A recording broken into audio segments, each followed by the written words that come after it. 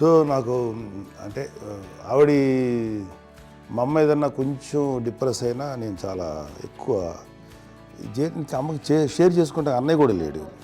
అన్నయ్య ఉన్నప్పుడు ఓకే, లేనప్పుడు నేనే ఎక్కువ షేర్ చేసుకునేవాడిని. బట్ ద బెస్ట్ థింగ్ మా అమ్మ దగ్గర నుంచి హగ్ అండి. ఈరోజు కూడా మా అమ్మని హగ్ చేసుకోకపోతే అంటే అది నాకు మా అందరిలోనూ అంటే ఆవిడ పెద్ద చదువుకున్న వ్యక్తి కాదు, పెద్దగా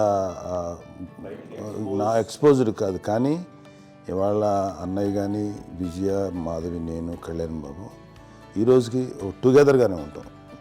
మేబీ మాకు కొన్ని విషయాల్లో నాకు మా మాధవ్కి డిఫరెన్స్ ఆఫ్ ఒపీనియన్స్ ఉండొచ్చు, మా చెల్లికి మా అన్నయ్యకి అట్లా ఉండొచ్చు.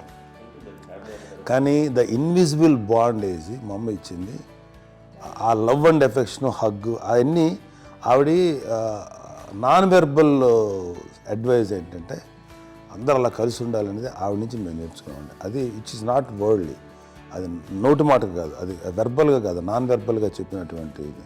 సో అందుకని అది మాకు గొప్ప, మేమందరం ఇప్పుడు అలా ఉండడానికి కారణం, అంత కలిసి ఉండడానికి కారణం, మెయిన్ కారణం మా అమ్మ అండి. అది సో అందరూ ఉండాలనేది మా అమ్మ అడ్వైస్. ఇప్పుడు కూడా నేను ఎప్పుడైనా ఏదైనా ఫీల్ అయినా, అన్నయ్య ఫీల్ అయినా, లేదు నాన్న అట్లా వదుకు, ఇట్లా ఉండండి, ఇట్లా ఉండి ఇప్పటికీ చెప్తుంది. మేము ఎవరైనా ఎప్పుడైనా మా చెల్లితో గొడవపడ్డా అనుకోండి, నేను అట్లా అనకరా అని ఎట్లాగా అంటే ఏమో లేదులేమ్మా, ఏదో అన్నాను కానీ ఫీల్ అవ్వకమ్మా, మేమందరం కలిసి ఆవిడని అసలు టెన్షన్ పెట్టవండి మేము. సో అలా అది ఆవిడ నేర్పించింది. అలా కలిసి ఉండటం అనేటువంటి బాండేజ్ని ఆవిడ తన ఒక హగ్తో చెప్పింది. అన్నయ్య సినిమా చూడండి, జాదూకి చెప్పి అంటారు, అది మా అమ్మ దగ్గరే ఉందండి. శంకరదాదాలో చెప్తాడు చూడండి. ఇప్పుడు మోడర్న్ వర్డ్స్ లో చెప్పాలంటే మీ అందరికీ ఆవిడ ఒక వైఫై. ఎస్.